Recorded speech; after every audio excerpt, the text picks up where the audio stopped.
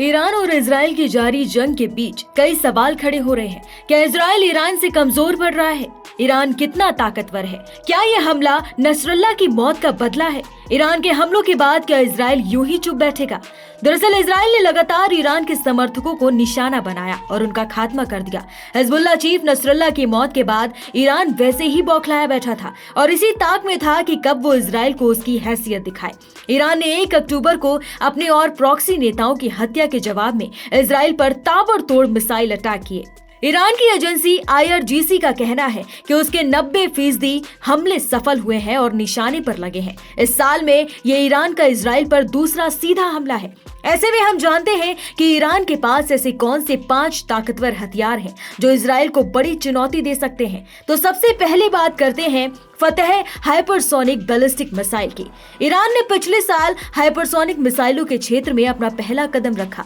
जून में फतह 1 का अनावरण किया। 1400 किलोमीटर रेंज वाली एक नई हाइपरसोनिक मिसाइल जो 13 से 15 मैक तक की गति पकड़ सकती है। मिसाइल उड़ान में पैंतरेबाजी कर सकती है जो अपनी तेज गति के साथ मिलकर इसे सभी मौजूदा और संभावित वायु रक्षा प्रणालियों से बचने की अनुमति देती है। दूसरा, अबू मेहदी मिसाइल।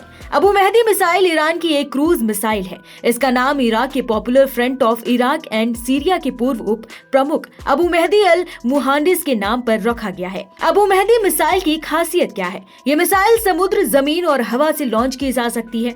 इसकी रेंज 1000 किलोमीटर से ज्यादा है। ये मिसाइल होवित्ज़ मिसाइल जैसी दिखती है। इसमें टोलो परिवार टर्बोजेंट इंजन लगा हुआ है। ये मिसाइल कई गति सीमाओं पर उड़ान भर सकती है। तीसरा, मोहाजिर 10 ड्रोन। ईरान का एक उन्नत ड्रोन है।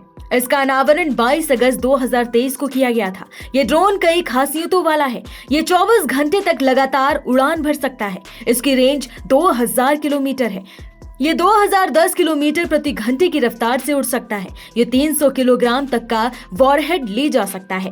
इसमें कई तरह की मिसाइलें और बम शामिल हैं। ये 7000 मीटर की ऊंचाई पर उड़ान भर सकता है। इसमें एक बार में 450 लीटर फ्यूल भरा जा सकता है। इसे इमिग्रेट 10 के नाम से भी जाना जाता है। इसका पूरा नाम कुदस मोहजर 10 है। चौथा, सेवोम खोरदार। ईरान की एक सड़क मोबाइल मध्यम दूरी की वायु रक्षा मिसाइल प्रणाली है। इसे तीसरा खोरदाद भी कहा जाता है। इसका अनावरण 11 मई 2014 को किया गया था। ये मिसाइल वायु रक्षा प्रणाली का उन्नत संस्करण है। शेवोम खोरदाद का नाम खुर्रम शहर की मुक्ति के नाम पर रखा गया है। खुर्रम शहर की मुक्ति फारसी कैलेंडर के मुताबिक तीसरे खोरदाद की हुई थी। आपको बता दें कि ईरान ने अमेरिका और इजराइल के हमलों से बचने के लिए 9 डे नाम का एक नया हथियार तैनात किया था। यह हथियार Sevom Khordad long range high altitude defence missile system पर आधारित है। पांचवा, सैयद बख्तरबंद लड़ाकू वाहन।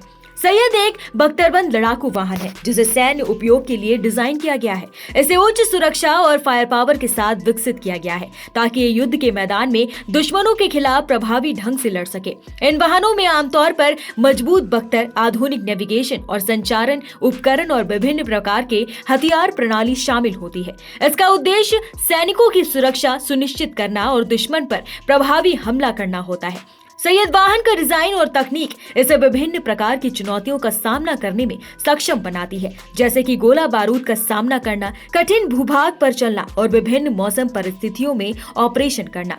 ईरान के पास कई ताकतवर हथियार हैं, जैसे कि बैलिस्टिक मिसाइलें, ड्रोन और अन्य सैन्य तकनीकें, जो उसे एक महत्वपूर्ण सैन्य शक्ति बनाती है। इसके बावजूद इजराइल अपनी सुरक्षा के लिए तत्पर रहता है। इजराइल के पास आयरन डोम, डेविन स्लिंग और अन्य मिसाइल रक्षा प्रणालियां हैं जो उसे संभावित हवाई हमलों से बचाने में मदद करती है। अब ईरान के हुए इस हमले के बाद इजराइल भी शांत नहीं बैठेगा।